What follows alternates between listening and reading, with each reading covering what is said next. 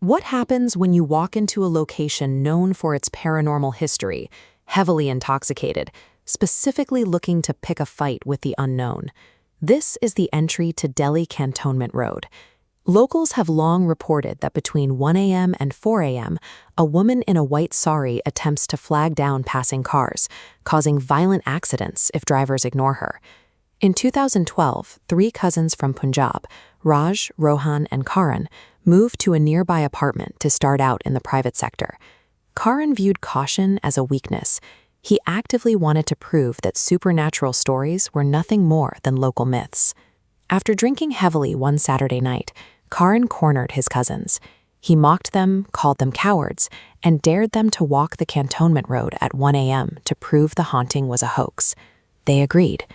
Stumbling onto a notorious road while intoxicated and dismissive provided exactly the kind of vulnerability a haunting requires. Arriving at the pitch-black road, the trio began to wander.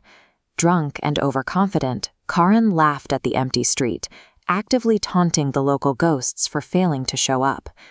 Walking 15 feet ahead of his cousins, Karan suddenly stopped. He felt a distinct, heavy hand press down on his shoulder. When he spun around, Raj and Rohan were still far behind him. Before they could brush it off, an agonizing woman's scream erupted directly behind them. They whipped around, scanning the darkness. The road was completely empty. Then the physical assault began. Heavy, forceful handfuls of sand violently slammed into their backs, stinging their skin. But as they frantically checked the ground and their clothes, there was absolutely no sand to be found anywhere. The alcohol wore off instantly. Standing in the silent dark of the Cantonment Road, the group realized the space was no longer empty. Their taunts had drawn a visceral, violent reaction. Panic set in. The 3 of them broke into a breathless sprint, not stopping until they reached the safety of their apartment and slammed the front door shut. Their relief lasted only minutes. Suddenly, an aggressive, deafening knock hammered their front door. The apartment's layout made the next moment impossible. Finding no one at the front door, the knocking switched to an inner window, inaccessible from the street. Gripping a flashlight, they inspected the perimeter. Every gate locked, every wall secure. Nobody was outside. The terror crystallized. The entity hadn't stayed on Cantonment Road. By engaging it, they had unwittingly invited it to follow them straight into their home. Retreating to their bedroom, they desperately tried to sleep. The lingering alcohol buzz had been completely replaced by a heavy, suffocating dread. In the dark, the mattress began to vibrate. Then, the heavy wooden bed was aggressively seized by an unseen force and violently dragged across the floor with all 3 of them on it.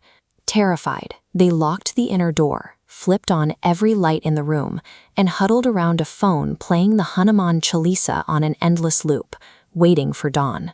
By morning, all 3 were hit with extreme weakness, high fevers, and skin that looked drained of blood. They felt entirely hollowed out. Their extreme weakness and fever suggested something was actively draining their life energy, moving the threat from a mental fear to a physical crisis. Realizing their apartment was no longer safe, they took immediate leave from work, sacrificing their pay to flee Delhi entirely. They arrived back in Pathankot, hundreds of miles away.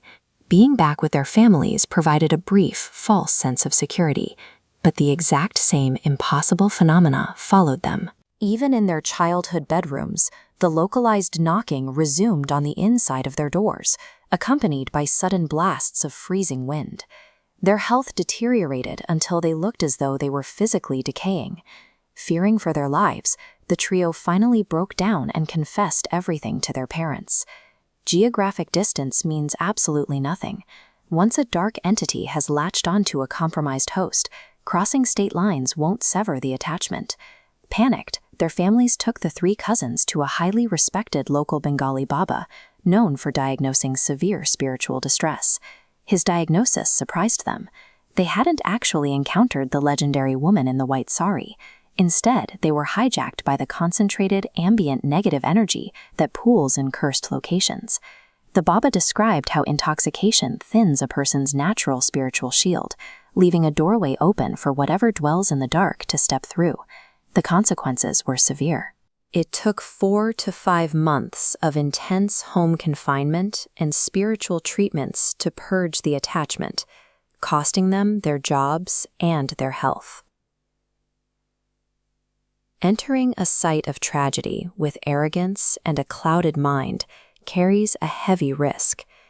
In these spaces, respect for the unknown is often the only thing keeping the darkness at bay. Do you have any dark energy spots like Cantonment Road in your city? Let me know in the comments. And if you've experienced something unexplainable, check the description to submit your story. Remember to subscribe, and I'll see you in the next video.